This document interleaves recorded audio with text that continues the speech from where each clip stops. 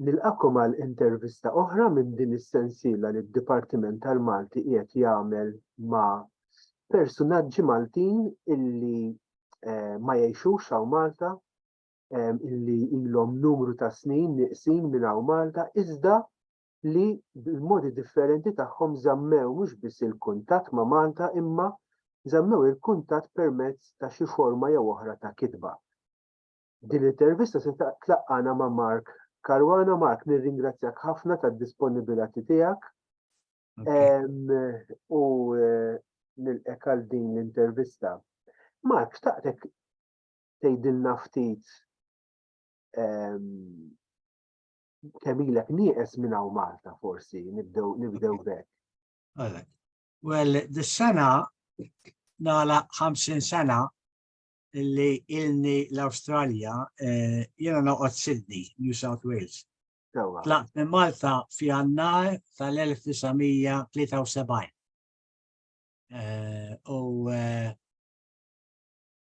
Mort Malta forsi 6 darbiet lura, però inħossni integrat fis-soċjetà Awstraljana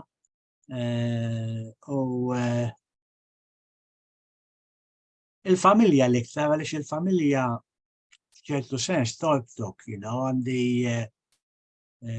tifel ġibtu ta' sentej, mbagħad għandi żewġ tibniet twildu għaw u għandhom it-tfal tagħhom, allura meta jiġri hekk inqis l-Awstralja bħala pajjiżi illum. Però dina tara billi jiena riċerkatur tal-immigrazzjoni, jiena nemmen illi il-bniedem jista' jkollu iktar minn identità waħda. Darba intervistajt wieħed fl-Awstralja fl-1916 u qatt ma mallura. U kellu xi 9 sena u l-aħħar mistoqsija tal-intervista għatlu Manuel għatlu inti ilek hawn kważi 7 sena, għatlu xi tħossok Malti jew Awstraljan. U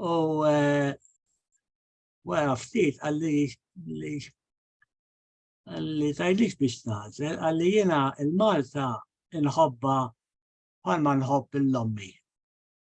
U l-Awstralja nħobba bħalma nħobb lill-Malti, li nħobba mit-tnejn. Allura nħobba mit-tnejn imma mod ieħor. Mod differenti. U jiena xi ħaġa jekk insomma minn l-Awstralja nħobba u Malta nħobba wkoll. Mark, tista' tgħidilna x-xogħol tiegħek semmejt intervista pereżempju ftit tal-ħinielu. X'kien il-kontribut tiegħek inkwantu ta' kitba, ta' riċerka, Prinċipalment jiena 40 sena ilu bdejt nintervista l-emigranti Maltin u Għawċin illi ġew qabel it-tieni gwerra fis-snin 20 u anke qabel. L-iskop kien illi irrealizzajt illi dawn il-pionieri għandhom storja importanti, kif issettiljaw, kif sabu x-xogħol, kif talmu l-Ingliż, insomma kif draw. U bdejt nirrekordja fuq kaxxett, dan 40 sena ilu. Mbagħad kif it-teknoloġija tavvanza, bdejt nirrekordja fuq video recorder.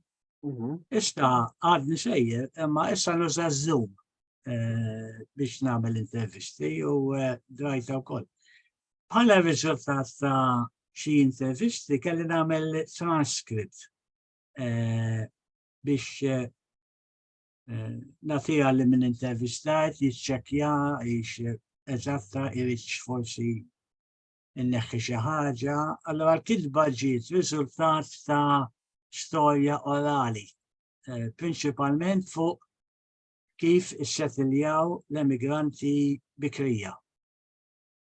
Mark, dan il-materjal allura inti intervistajt il daw in-nies, kif tgħid iffilmjajthom eventwalment, hemm transcripts tagħhom, il-materjal fejn hu depożitat allura llum il-ġurnata?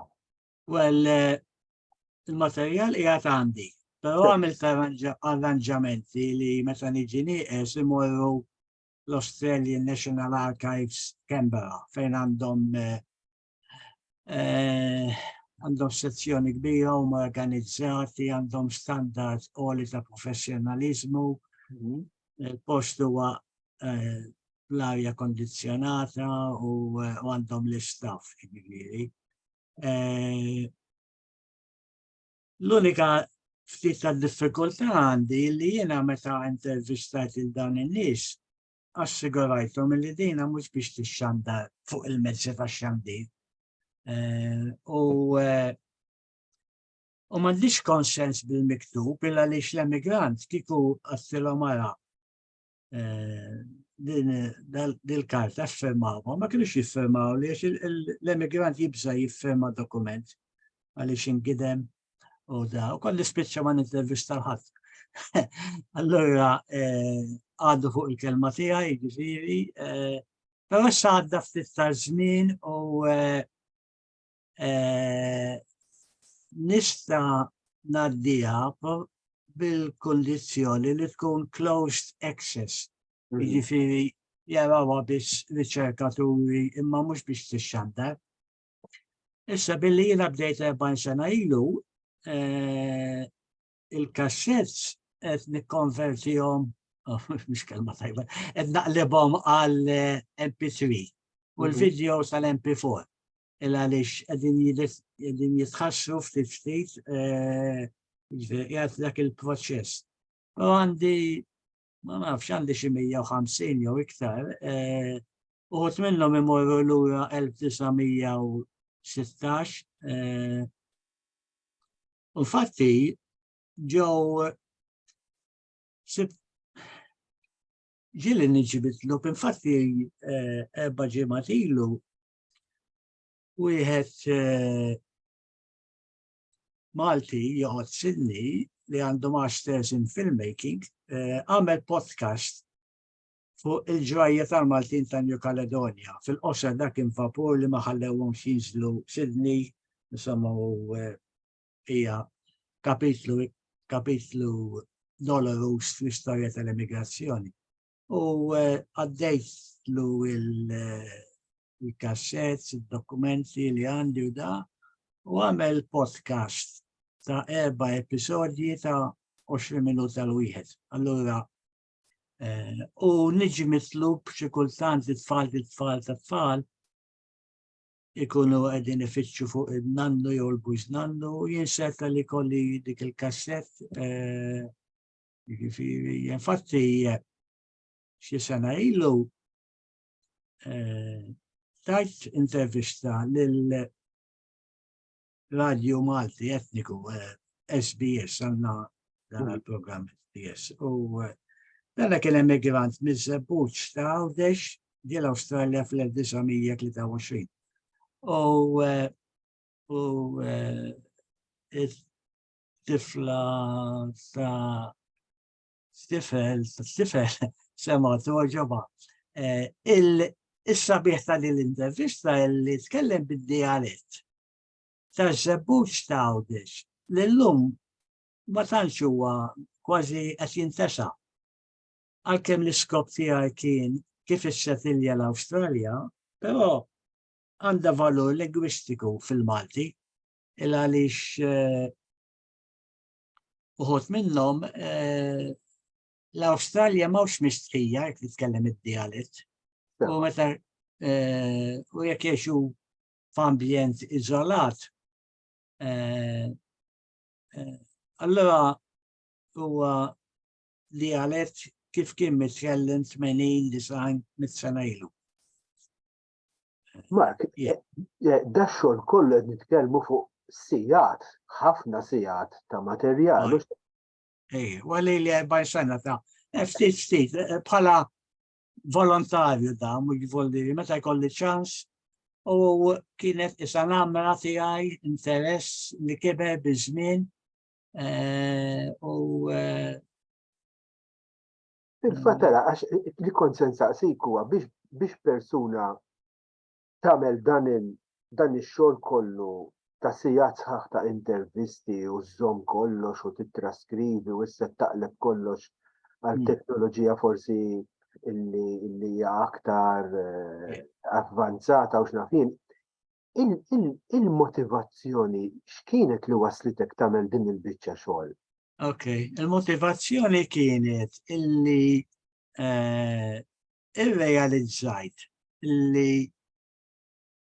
hemm materjal, esperjenzi tal-emigrazzjoni illi kienu se jintilfu għaliex in-nies li intervistajt kellhom il-fuq minn 80 sena, kien ilhom l-Awstralja forsi 60 sena ġew fl-20ijiet, kienet ħajja differenti għax l-Awstralja nbidlet biż-żmien, huma batew ħafna il-pionieri.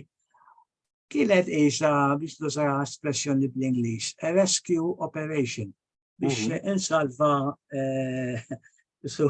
proġett ta' salvataġġ biex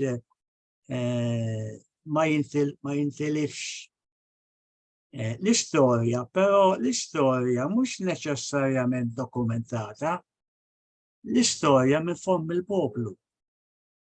Għantik eżempju, dan il-podcast dal-grupp ta' 214 Malti li ma tħallewux jisbarkaw Sydney u batuhom New Caledonia. Anyway, dak iż-żmien il-gvernatur kien Sir Gerald Strickland. Jiġifieri, u da tħabat ħafna biex u issa bil-miktub m'hemm xejn. Però storikament mill-intervisti naf illi semmewh bħala u Abesalina kien l-aqwa barrister, l-aqwa ħadd ma kien kapaċi jikteb fil-gazzetta, billi kien gvernatur ta' New South Wales, kellu pożizzjoni għolja u rrid joqgħod attent, bil-kidba minn xejn. Però milli qaluli u iktar minn wieħed għandi xi 4-5 qaluli l-istess li ħabatu Abesalina, hemmhekk tara l-valur tal-istorja mill-memorja tan-nies. Mhux neċessarjament mid-dokumenti xejn miktub, ma li jiftakru n-nies li għaddew minnha jiġifieri. Mark, inti ovvjament emigrant bħal daw il-pionieri. Emigrajt fi żmien differenti minn tagħhom, imma inti bħalhom emigrant. Kont tara differenza bejnek u bejnhom? Ħafna. Ibda biex il-maġġoranza ftit kienu jafu skola, ftit kienu jafu Ingliż, kienu jaħdmu xogħol manwali ibes ħafna, tuħ tal-kejn, kan-namili, il-bini tal-linji tal-ferrovija, fil-minjieri, kien xogħol ta' tbatija kbira. Jiena m'għaddejtx minn dak kollu jiġifieri. Kont naf bl-Ingliż, kelli ċertu livell ta' edukazzjoni, differenza, jiġifieri. U l-Awstralja li ġejt jiena fil-sebgħinijiet mhix l-Awstralja ta' l-20ijiet, 30ijiet, jiġifieri. Allura pereżempju l-istorja tad-depression kien żmien meta kien hemm qatt qawwi mad-dinja kollha, nafa mill qallu lin-nies mill-immigranti li intervistajt. Naturalment, l-istorja dokumentata u orali irdu jimxu pari passu, jimxu jitfejt għaliex wieħed jissupplementa u jgħin l-ieħor. Imma prinċipalment inħossni iktar riċerkatur tal-istorja orali. Imma l-istorja dokumentata, per eżempju, jiena għamilt proġett ta' xi 13 sena ġbart il-passaporti kollha li ħarġu minn Malta 1815 dak iż-żmien kienu bills of health. Imma mbagħad fl-1870 saw kellhom sistema ta' passaporti. U tul perjodu ta' 13 sena ġbad 82,000 passaport l-isem, il-kunjom, l-isem tal-missier, data ta' twelid, l-età, fejn twildu, fejn kienu joqogħdu, jafux jiffirmaw jew le u d-destinazzjoni. U dejna biċċa għodda fil-riċerka jekk pereżempju inti tajli isma' jiena kelli nannu ġamri mis-Sud ġel Awstralja fil-sena 1925 u twieled f'din il-ġurnata jew kien tal-raħal. Jiena f'affarijiet ta' kważi 3-4 minuti nista' ngħidlek iva l-Arkivji Nazzjonali tar-Rabat dokument l-applikazzjoni tal-passaport hemm ukoll ritratt wara l-1915 dew jagħmlu ritratti. U dika għandha valur sentimentali.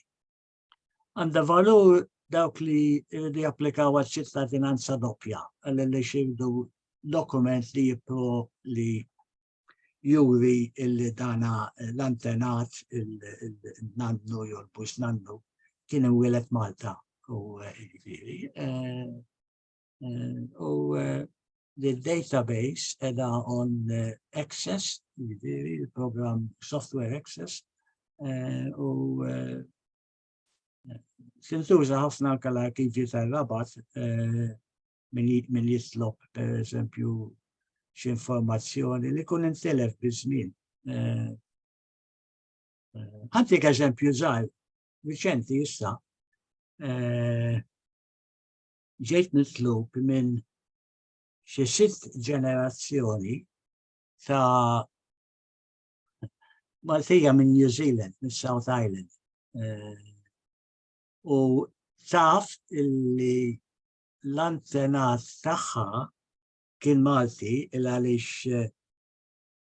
sabet kitba fil-gazzetta illi tajt illi kien Maltese, jew native of Malta. Il-diffikultà kienet illi l-isem kien Rogers, R-O-G-E-R-S, Giuseppe Rogers. Però taf anke fil-familja baqgħu jafu li hemm rabta ma' Malta u dik ħadet li biċċa xogħol daqsxejn għaliex is-saponet li mill-kottonera. Rogers hemm żewġ varjanti, hemm R-O-D-G-E-R-S u hemm R-O-G-E-R-S hemm żewġ varjanti. Imma robt ħafna biex nikkonferma 100%. Kien minn Bormla. Kien minn Bormla u għandi ħabib li huwa dilettant tal-family history tal-arblu tar-razza u sabli il-switch ta' Dana Giuseppe da issa jgħat fl-axħar stadju li nikkonferma. U taċ kem igrata u dana għat li kont Malta xie snin ilu, għat li għazbis konna fi ġifiri. Issa New Zealand dana ma' fil-Gold Rush meta sabu d-deb around 1860. U qabel kien l-Awstralja xel-1850 fil-bidu tal-Gold Rush. U kien fortunat għaliex sab nugget of gold anyway, ta' xi 30,000 lira kienu flus dak iż-żmien. Allura għandu storja, issa hopefully bl-għajnuna tagħha jitamel riċerka minnaħa kif ix-settlja New Zealand. U jina għamil riċerka ta' Malta, forsi nħorġu ktejjeb żgħir, insomma. Naturalment, Manuel bl-Ingliż, ma nistax nagħmilha bil-Malti. Ella li għaddaw 6 ġenerazzjonijiet u bil-Malti m'għandix utilità għalija. Ma xi darba xi ħadd irid jagħmel traduzzjoni, insomma jistgħu kollu. Kun interessanti anka għalina li bqajna ngħixu hawn. Ejja. Biex dak ikun jara n-nies tiegħu minn xi x'għaddew, x'inhi l-istorja tagħhom. Mark, minn daw in-nies kollha li intervistajt, kien hemm xi wħud li kienu kittieba jew li b'xi mod kellhom x'jaqsmu jew anke ma kinux jikbu ma kienu jqablu forsi jew kienu jannu forsi. Jannu l-għana ma mhux bil-kidba, l-għana naħseb kien mill-bidu il għaliex niftakar jaqtaw il-kannamili hemm 6 xhur jgħadulu slek, jiġifieri m'hemmx xogħol sakemm jaġa jikber il-kejn. Kienu għal ħafna ħin u kwet kollu kitarra, u għas għandek bżonn kitarra biex tandi. Basta jkun hemm tnejn jannu, jiġifieri imma l-għannejja biex mhux nista' skola, intelligenti, kapaċi, ma mhux bil-kidba, dak iktar orali. L-unika kien hemm wieħed jaħareġ gazzetta fi tletinijiet, Charlie Parnis minn San Ġiljan. Ħareġ gazzetta bil-Malti u bl-Ingliż, kien il-Malti ta' qabel l-istandard tal-ortografija, ma damix ħafna. Illa għaliex il-Maltin ma kienux, jien naħseb minn kull 10 hemm 7 ma kienux jafu jaqraw. Meta ngħid jiġifieri. Illa għaliex Malta bħalma taf inti u taf iktar minni l-edukazzjoni obbligatorja ġiet ħafna wara l-gwerra u dawna kienu minn familji kbar u fqar ma marru skola u jiġifieri il-qari ma nafx li bħala letteratura ma nafx da biex nista' nitnaf da fil-ġurnalizmu. Sewa, jekk nieħdu issa il-ġenerazzjoni tiegħek ta' immigranti, diġà osservajt li din kienet ġenerazzjoni differenti, ħafna minnkom kellkom skola, mhux ma mortux hemmhekk illitterati, le? U allura dak ifisser li anke il-professjoni tagħkom kienet differenti minn dawn in-nies li bdew jemigraw fis-seklu 19 u l-bidu tas-seklu 20. Meta nħarsu lejn il-ġenerazzjoni tiegħek, nitkellmu snin 70, meta allura l-immigrazzjoni kienet diġà bdiet tonqos l-Awstralja. Inkwantu ta' numru żgur li bdiet tonqos ħafna. Intom il-ġenerazzjoni tiegħek kif żammejtu il-kuntatt anke kulturali ma' Malta?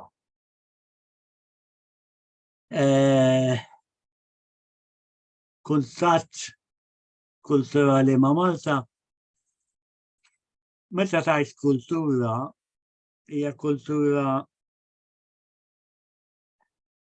mhix wiesa, fis-sens li żammew il-festi tar-raħal, twafqu banet Maltin,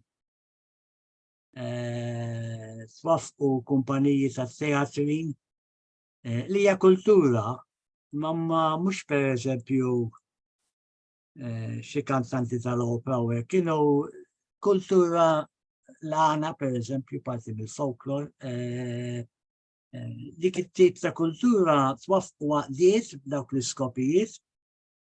L-iktar waħda rib forsi l-iskopijiet tagħkom hija il-Maltese Literature Group, il-grupp letterarju Malti ta' Melbourne, mhux Sydney, dak Melbourne. Dawka kienu jintaqgħu regolari darba fix-xahar jaqraw poeżiji lil xulxin jew xi kitba. Daka iktar minn għalija ma nafx għaliex sejra, imma damet ħafna. U hemm fosthom uħud minnhom forsi tafhom bħal Kassar, Armando, Armani,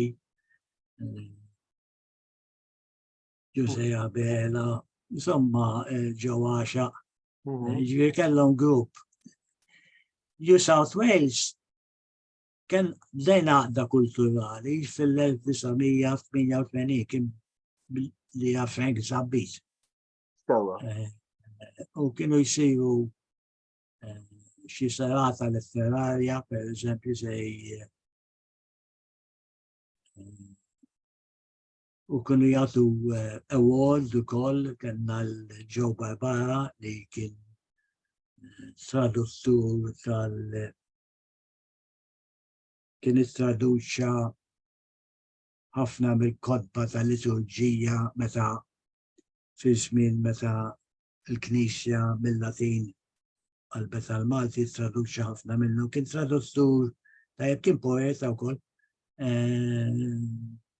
Hu Giuse Katskuti, George Katskuti, poeta wkoll. Kienu jagħmlu serata, mużika, rikonoxximent, award, affarijiet hekk jiġifieri. Ġieli mort daw il. Ejja. Tiftakar pereżempju il-poeżi ta' daw in-nies fuq xiex kienu jittrattaw l-aktar forsi għandek amment?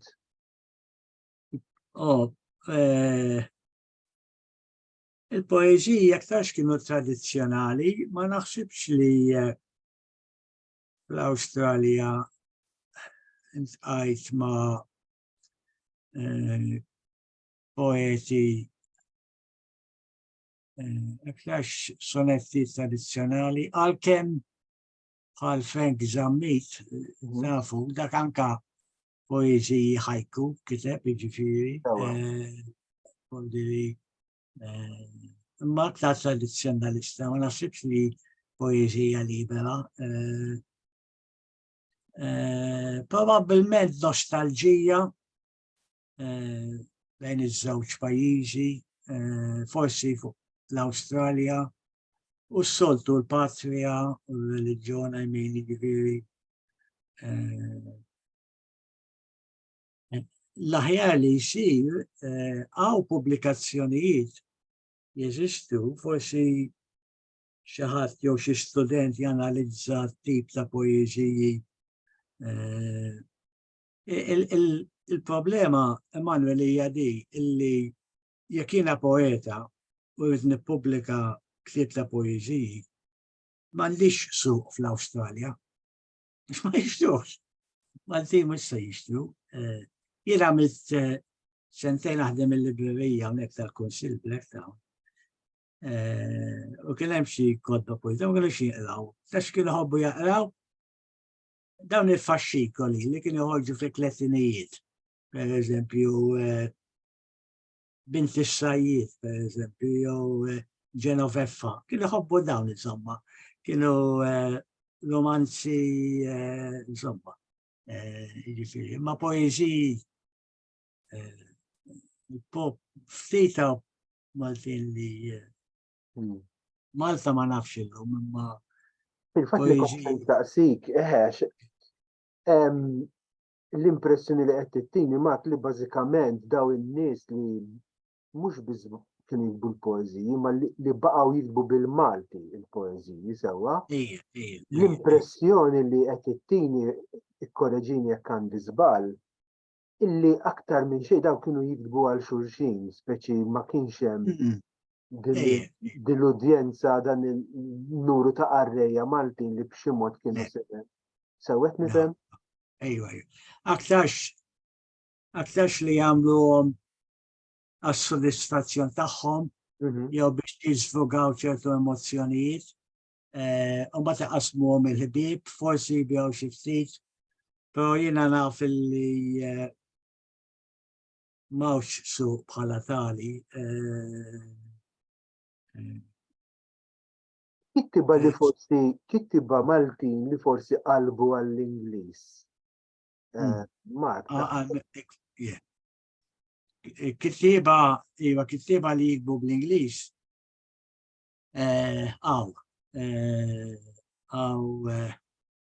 Ludrovnik, kienet zammit minn Birkirkara. Iva.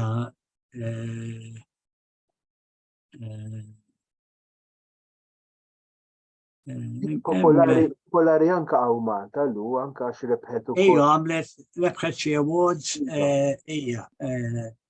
Semmi li xifti, forsi, għalissa nistax niftakar, ma. Dik fil-fat li konsenej, li killa li tneħi lu ma nafx b'kittiba Maltin oħrajn li kitbu bl-Ingliż u li huma daqstant bħalma ilu magħrufin għaw Malta. Il-Kastalu huwa pjuttost eċċezzjoni. U kont se nsaqsik x'taħseb li hija raġuni fil-fatt. Jekk il-kittiba Maltin jew ta' discendenza Maltija, so b'xi mod żammewx dal-kuntatt bħal mamlet lu. Żammewx dan il-kuntatt ma' Malta. Kuntatt kulturali aktar minn xejn, mhux li tiġi holiday. Jekk per eżempju mistoqsija oħra li kont se nsaqsik hija kemm taħseb illi il-Maltin tal-Awstralja huma familjari ma' x'qiegħed jinkiteb hawn Malta pereżempju. Well, li nista' ngħid illum bit-teknoloġija huwa aktar faċli. Sewa minn se 30 sena ilu. Però irridu nistqarru wkoll li il-kittieb Malti fl-Awstralja qatt ma kellu inkoraġġiment jew għajnuna kien għal rasu. Jiena niftakar dana Joe Barbara li huwa traduttur ta' ħila kbira. Darba għalli jiena kieku kon Malta, per eżempju, kun irid jiddiskuti xi punti jew da, għalli kont inċempel li xi ħadd li naf nintaqgħu kafe Kordina u nitħassuna għalli hawn m'għandilħadd għalli anke biex tġib kodba minn Malta tkun taf fej u l-flus ukoll il-posta esaġerata, jiġifieri m'hemmx għajnuna biex ikun hemm qed nagħmel paragun ta' bħal pereżempju l-Alleanze Française jew il-Ċircolo Danti Alighieri u hekk jiġi fejn il-gvern pereżempju jissussidja jew il-British Council. Minn Malta m'għandna xejn minn dan, aħna m'għandna xejn dik li hija. Infatti meta kon Malta l-Konvenzjoni tal-Maltin imsifrin fis-sena 2000 għamilna suġġeriment li jitwaqqaf ċentru kulturali li kun ta' vantaġġ anke għal Malta, imma ma sar xejn. L-unika skambju li hawn huwa forsi kantanti li jiġu. Imma kittieba ma nafx li ma jattirawx. Forsi hija natura tal-komunità tagħna. Mark, iktar qabel semmejt inti, meta saqsejtek fuq xi attivitajiet kulturali Maltin li jsiru, semmejna l-għana, semmejt daw il-lejliet letterarji wkoll, imma minnhom semmejt il-teatru.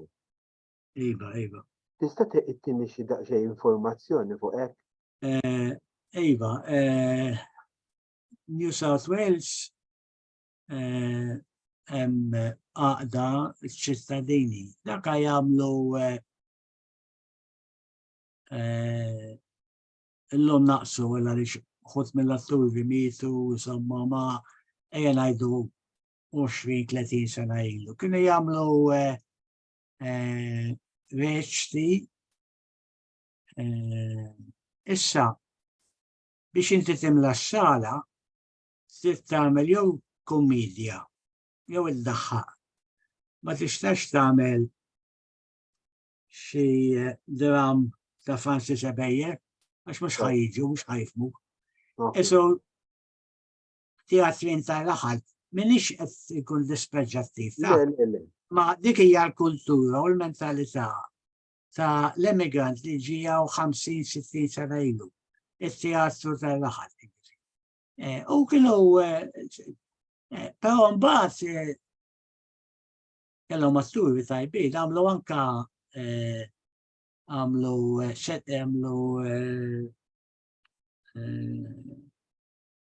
iktar tal-livello li Malta 19 għandu jkun għamlu bħal rock opera. Ġifieri, you know, yeah. Però l-maġġoranza jippreferixxu kommedji jew farsi jew whatever. It-tip ta' Charlie Close, l-emigranti kun nostalġiku. Charlie Close, per eżempju, ġi Sydney fl-1983 u Johnny Catania ġi mill-Kanada u kien hemm serata Sydney Opera House. Dara kien hemm xi 2500 ruħi ġifieri. Xi ħaġa hekk tajba, ma xi ħaġa letterarja fil-sens strett tal-kelma ma tantx tinżel, ma tantx. Mark, dawn id-drammi jew fares li ovvjament kienu jsiru bil-Malti sewwa. Iva. Illum il-ġurnata għadhom isiru jew le? Ilhom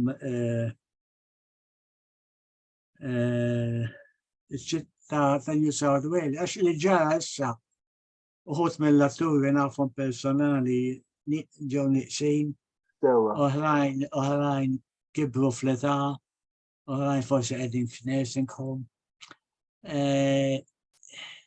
Għana il-demografija bħalissa qiegħda għal kull Malti mwieled Malta, skont l-aħħar ċensiment tal-Gvern Awstraljan, għal kull Malti mwieled Malta, għal kull emigrant, għandna 4 tfal jew tfal ta' tfal. Allura għandna it-tieni, t-tielet u r-raba' ġenerazzjoni li numerikament huma 4 darbit ikbar. U naturalment dawk jifmu bil-Malti sa ċertu punt imma limitat. U ikollok bil-fors tabela bl-Ingliż. Tiġi f'sitwazzjoni illi jiena pereżempju nagħllem il-Malti biż-Zoom. Għandi 6 studenti kollha twildu hawn.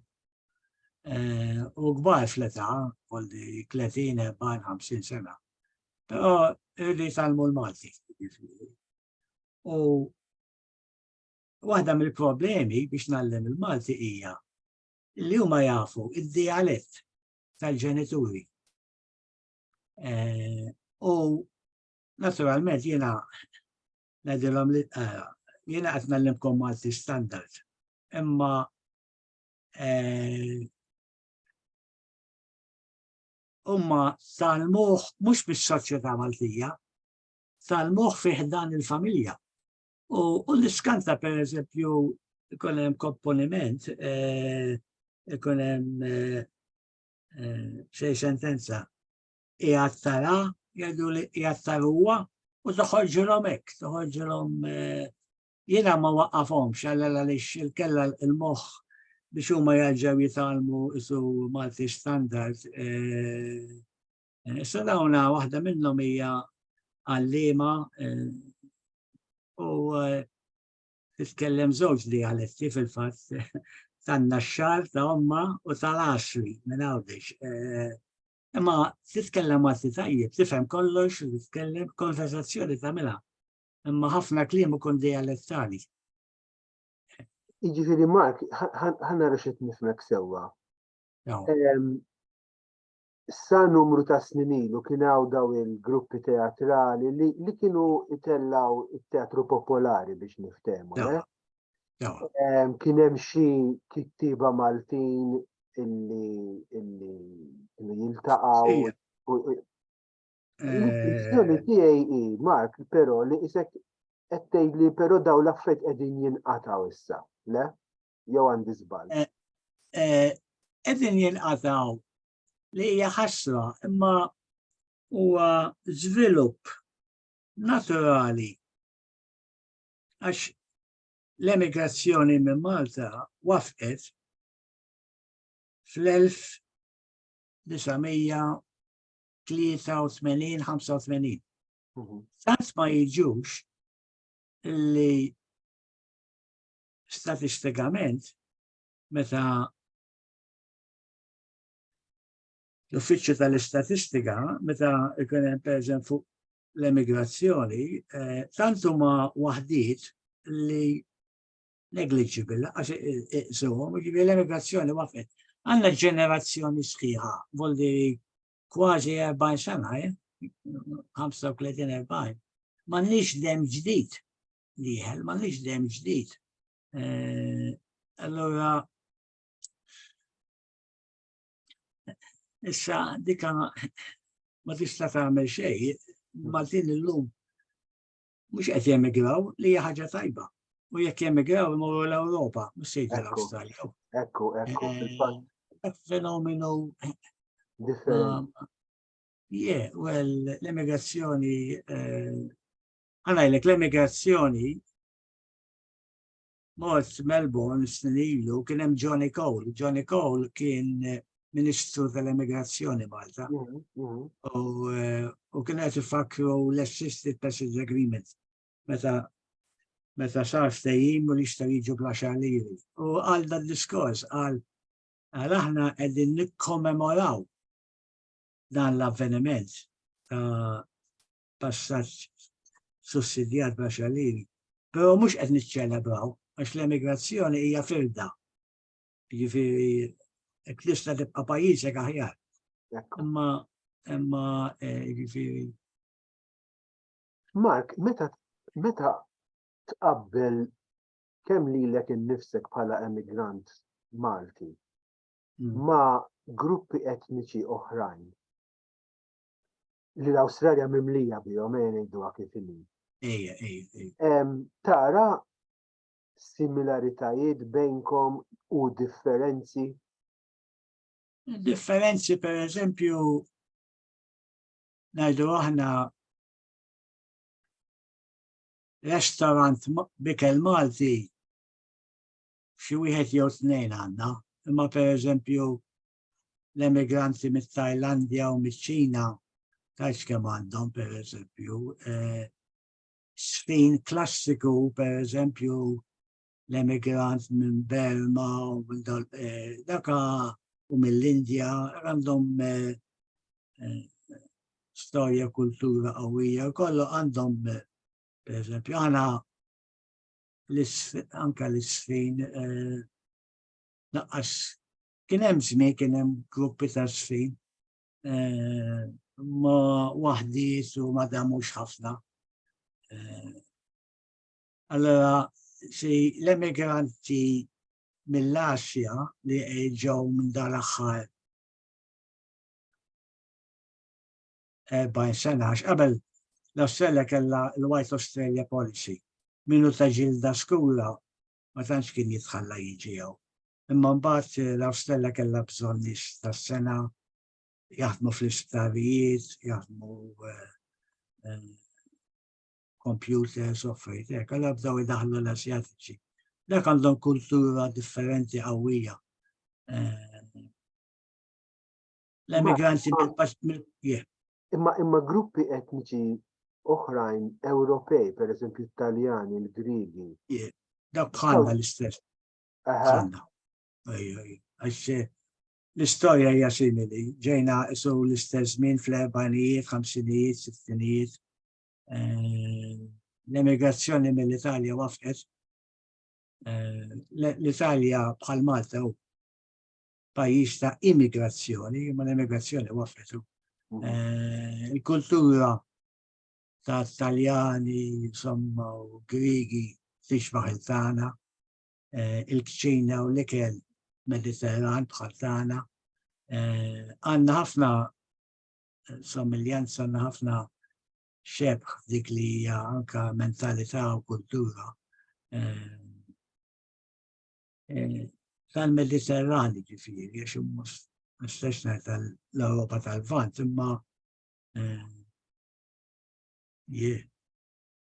Mark, l-aħħar mistoqsija għax ħadlek ħafna ħin diġà. Le, għalin ma jimpurtax, ma nafx qiegħed nissodisfa. Le, assolutament, da żgur, ma konxi tal-fatt ukoll illi naħseb qasat Le, illum 11 ta' Lulju, hawnhekk filgħodu ma hemmhekk huwa filgħaxija, ġifieri qed inżomm dik ukoll f'moħħi.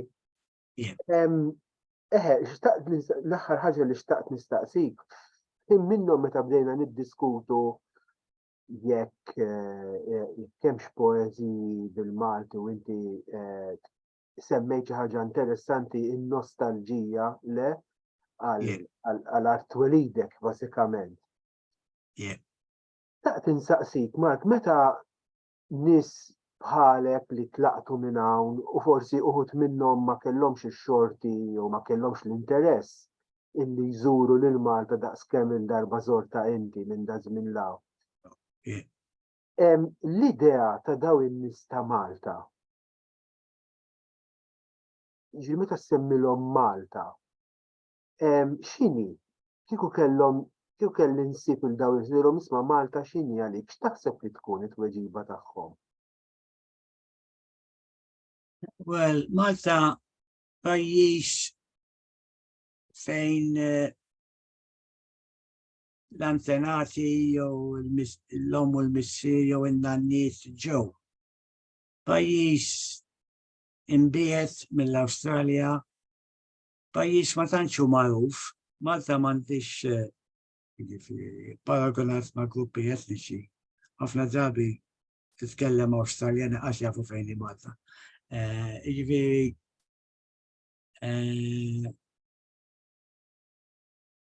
dawk l-emigranti bikrija uħud minnhom għax irritornaw Malta illa għaliex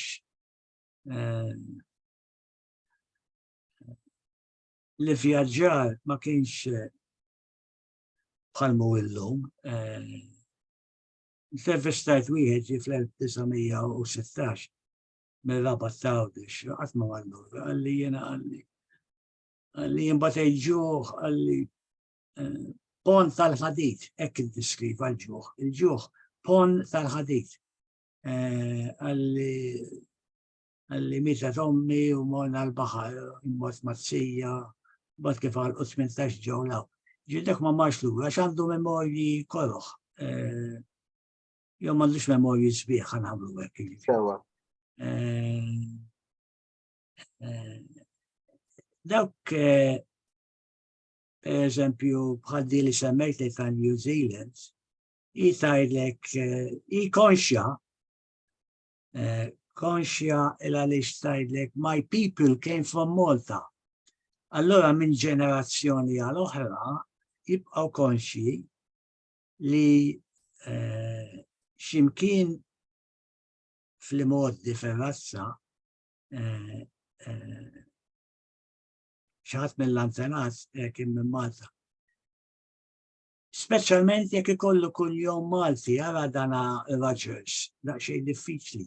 Għax lili qatli, I always thought it was British, but itli żewġ obituaries u msemmi illi dana kien jidentifika bħala Malti, kun jafu bħala Malti. Jiġifieri.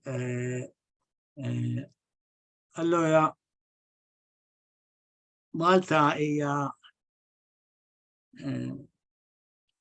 Issa il-ġenerazzjoni tal-lum jien hu mit-tfal tiegħi, għana mit-tfal tiegħi, għasib aħjar nitkellem it-tfal. Well, it-tfal tiegħi kollha magħhom Malta. Is-tifel kif għala 18 għamel l-HSC jew l-A-levels u mar Malta biex jara n-nanna dika jiġifieri. U il-bniet marru hemm. Infatti, it-tifla twildet l-Awstralja, t-tifla għaxejra, għandha 5 piedi. U meta marret Malta ntaqgħet man-nanna u qalt li dad, qalt li I know why I am short, qalt li nanna's shorter than me. Jiġifieri għax trabbew minn għan-nanniet, jiena m'għandix nanniet hawn l-Awstralja, jiġifieri. Però oġbita marret darbtej, ħadmet hemm, jiġifieri, vuol il-ġenerazzjoni tal-laseb illum hemm iktar vjaġġar milli kien hemm anke 20-25 ilu. Li huwa tajjeb anke t-turiżmu ta' Malta u għall-kummerċ għax l-emigrant li jmur Malta aktar jagħmel 6 ġimgħat 3 xhur. Jiġifieri, aktar imorru da żmien meta kien hemm il-festi, għal-festa tal-laħal, u l-ekonomija ta' Malta jiġifieri tajba wkoll. U jagħmilhom tajjeb illi emozjonalment iħossuhom jekk hu emigrant, jiena sabot Malta pereżempju iktar ix-xati li jgħajtaw. Ara minn qatt ma mar, jibqa' dejjem dik il-pjena u l-liema, u mbagħad ikun ftit antikwat bl-idea, għax tant inbidlet Malta li kważi kun ilu li 60 sena jieħu xokk hu. Għax jiena intervistat wieħed mill-Qawra. Ħalli jiena l-Qawra niftakru 3 familji biss kienu bil-raba. L-lum titħaq, jiġifieri. Imma fl-immaġinazzjoni, fil-fantasija tiegħu, għax qatt ma mal-lura, jimmaġina li l-Qawra għadu raba u m'hemmx bini, jiġifieri, l-emigrant isu l-arloġġ jieqaf b'xi mod. U dik forsi tiġi riflessa fil-poeżiji wkoll, dik il-ħin waqaf l-inti ġol miegħek dak li ħallejt u l-iżvilupp li sar ma tafx bih. Forsi naf bih għax nisma' l-aħbarijiet jew daħal xillum bil-kompjuter tista' tkun aġġornat, imma l-anzjani tagħna insomma kompjuter kapaċi ma jużawx, jiġifieri, allura ma nafx ta' qiegħed x'niżvija jiena. Anzi, Mark. Suġġett. Imma dal-aħħar punt li għamilt kien il-punt li xtaqtek tagħmlu fis-sens. Jiena wkoll għandi dik l-impressjoni anke xi għandi familja l-Awstralja, ġifieri meta jiġu dejjem speċi dejjem ikun hemm dan mhux ħasda imma x'naqbad ngħid, sorpriża forsi le illi isma' Malta baqgħet għaddejja speċi. Isom kif qed tgħid inti dejjem bla ma jridu dak li jkun bla ma jrid jippretendi li Malta waqfet miegħu, le? Iva, ma nbidel xejn, ma nbidel xejn. Eżatt. Però Emanuel ħanajlek, jiena ħobbu l-Malti, jiġifieri, u anke minix poeta u minix bniedem tal-letteratura, jiena nħoss li l-futur biex l-identità Maltija tinżamm u l-kultura Maltija irid isir permezz tal-lingwa Ingliża. Bħalma qed tagħmel Dubrovnik. Hi qed tagħmel riklam u fl-istess ħin anke fil-novelli storiċi jew romanzi storiċi l-isfond aktar ikun Malti u tipprova da. Allura il-futur jgħat mux translation Malti, imma fl-ilsin Ingliż, għalix għal-kem Malta tħobba u għek imma ma narax futur, ma ikun pessimistiku, imma hija realtà. Dinja waħda mid-dilemmi kbar li il-Maltin għandhom, mhux vera li il-lingwa tagħhom hija ristretta għalihom biss. Iva. Ħadd iktar ma jaqra laqqas il-ġirien tagħna le għax f'ħafna pajjiżi billi jmissu ma' xulxin ikun hemm le dawk il-konverġenzi fil-kastana laqqas dik m'għandnax gżira nsertajna. Jiġifieri il-punt tiegħek jagħmel ħafna sens u dak li qed tagħmel appunt dak li qiegħda tagħmel illi. U mbagħad irid inżid ħaġa oħra wkoll jiena qalu ili pereżempju kien hemm żmien illi kienu jagħtu scholarship dawk illi jistudjaw il-Malti fl-Awstralja u jgħaddu mill-eżami u jmorru 6 xhur Malta insomma. U iktar bil-persuna għatli jiena għatli nkellemmhom bil-Malti għalli u jwiġbuni bl-Ingliż. Ma jiena ġejta biex nipprattika l-Malti u jwiġbuni bl-Ingliż. Jiġifieri speċjalment ta' Sliema pajjiżi minn Orrur, jiena preferixxi mmur il-Munxar għawdex milli noqgħod ta' Sliema ċaflas Maltese English, għas Ingliż tajjeb. Imma voldi dawna marru biex jipprattikaw, jiġifieri jiena bħalissa qiegħed kuntatt ma' professur tal-lingwistika li jitkellem bil-Malti. Ma nafx semmejtulek, Professor Jeffrey Hall. Dan huwa raba' ġenerazzjoni Malti ta' Port Said. Tajjeb. L-antenati tiegħu marru Port Said 1888 għax sibtlu anke l-passaport. Kienu gadrajja ship chandlers ifornixxu il-vapur da. Anyway, dan qed jagħmel dizzjonarju mit-Taljan għal-Malti u jienu Frank Zammit kunna terba mmorru ntuħ daqqatit, sajli daqqatit. Għaliex dana jitkellem il-Malti tajjeb, il-Malti tiegħu tajjeb, però huwa Malti. Kif kien mitkellem Bormla 140 sena ilu. Mingħajr mittifa xejn. Dana il-Bużnannu ma' Port Said baqgħu jitkellmu bil-Malti u studja u professur tal-lingwi. Studja Malti, imma pereżempju għandu id-dialett tal-Kostonera u stess għalla jimmor f'Bormla għalli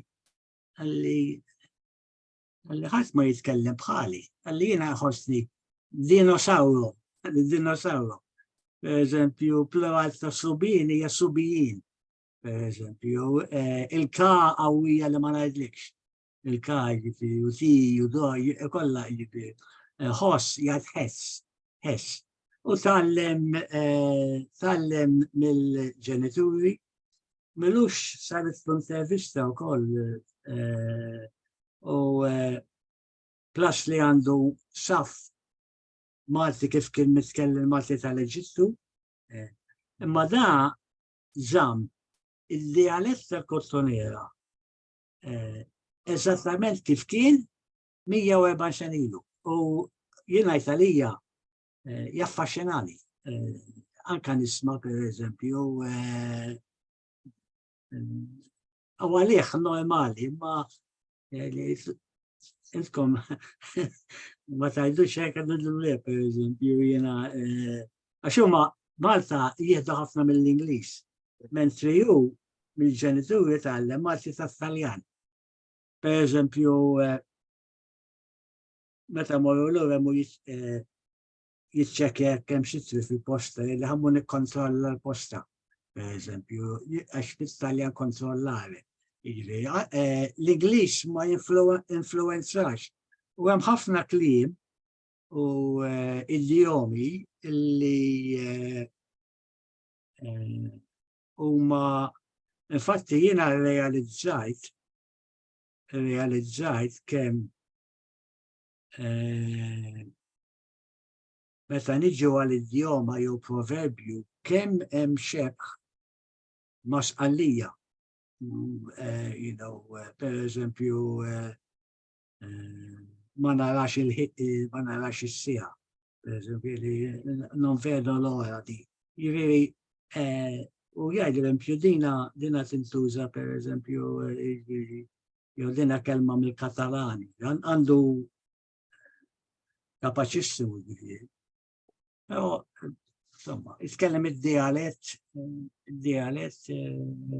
u fatti, u stess, jaf jitkellem Malti-standard, u jirrifjuta li jitkellem Malti-standard.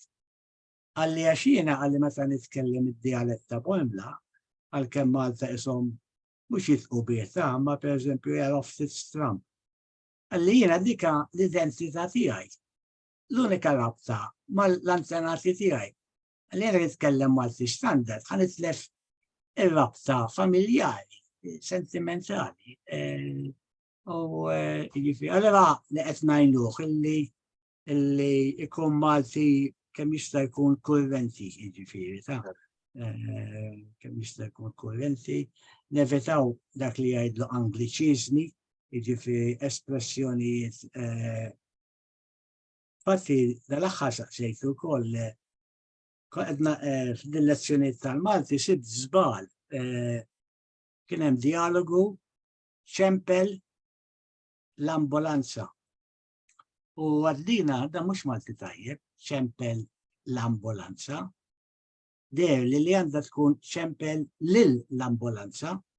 U għatlu ġeff, għatlu xididi, għalli daka għalli daka Angliċizmu, għalli daka as mentali.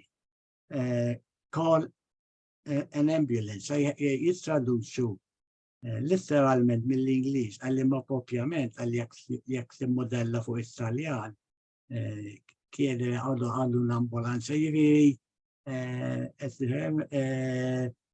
u konxu iktar, għaxu l-Angliċizmi jew l-Ingliżati, mhux parti mill-vokabularju tiegħu, xejn affattu. Jaċċetta li ċertu kliem ikonna nużaw l-Ingliż, imma konxju wkoll da dizzjonarju ġej tajjeb, Madrid. L-ewwel nett tallimt ħaġa. Hemm xi dizzjonarji Maltin renomati fl-opinjoni tiegħu mhux tajbin. Għaliex hu lessigrafu, għal-dizzjonarju monolingwu, mill-Malti għall-Ingliż, Ingliż għal-Malti, ma tistax tagħti definizzjoni. Għalli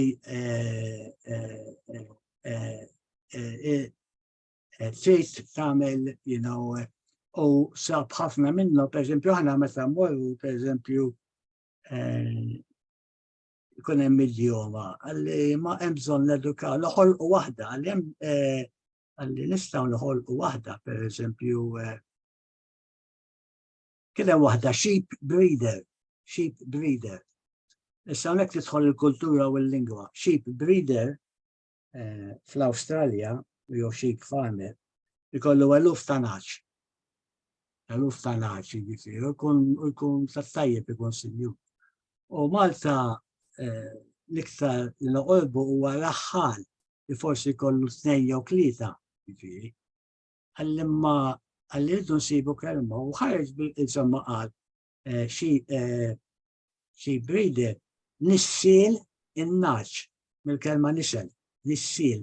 Għalli nistgħu noħolqu waħda jagħmel nota illi dina hija mhijiex kelma kurrenti. Għallimma jiena ħoss id-dmir illi l-lingwa tini l-faċilità illi noħloq u L-addizzjonali għamil, għaxkem jena nitgħallem iktar mill-li kważi nuri lilu, għalix għandu l-disciplina akademika u Taljan tiegħu Taljan Franċiż, tallem l-Ukren,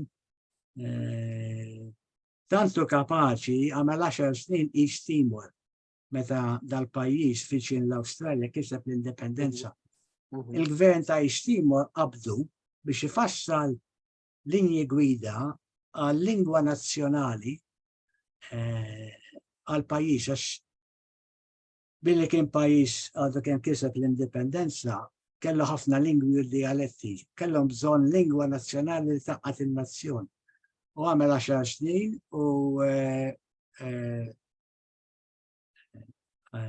għamel National Framework insomma tal-dana u SM il-kodba, jiġifieri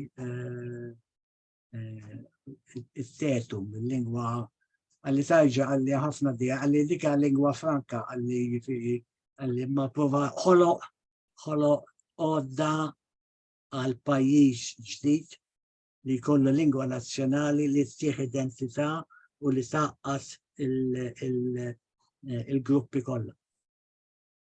Sorry ta' żvijajt ta' xi. Le, huwa kollha informazzjoni interessanti di Mark anka għal mod kif bat l-idea ta' lingwa u identità ta' pajjiż u ta' nazzjon. Il-lingwa l-kultura jimxu jfid jiena nilata ħafna dik ta' qed insir konxju. Ma tistax kważi tifret, ma tistax speċjalment id-dioma tittifhem per eżempju it-tiġrija sal-barkun. Fl-Awstralja ma tagħmel sens illa għaliex braken ma tantxaw jiġifieri. Jien noqgħod xi 30 kilometru bot mill-baħar jiġifieri. Alla tittifhem il-kultura tal-kottonera insomma affarijiet hekk jiġifieri.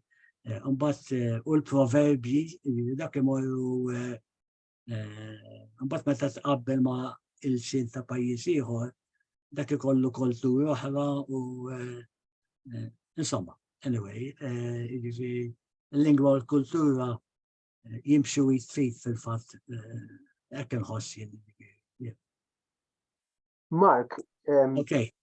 jiena verament nirringrazzjak ta' din l-intervista li kellna illa li xeħtet ħafna dawl fuq l-affarijiet li aħna interessati li nsiru nafu iktar dwarhom u dan il-kuntatt kulturali mal-emigrant u bejn l-emigrant u l-pajjiż. Nirringrazzjak ħafna. Ħanwaqqaf ir-recording hawnhekk.